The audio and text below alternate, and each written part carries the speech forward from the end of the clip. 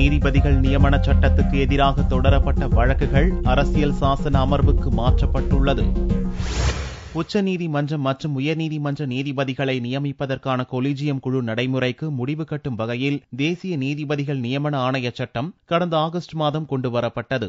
தேசிய நீதிபதிகள் நியமன ஆணைய சட்டத்தின்படி தலைமை நீதிபதி தலைமையிலான 6 பேரை கொண்ட குழுதான் நீதிபதிகளை நியமிக்கும்.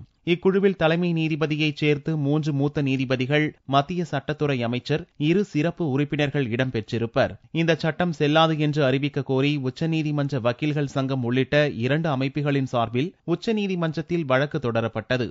இந்த மனுக்கள் நீதிபதி அனில் தாவே, மதன் பி லோகூர், ஜே செலமேஸ்வர் ஆகியோர் கொண்ட அமர்வு முன் செவ்வாயன்று விசாரணைக்கு வந்தது.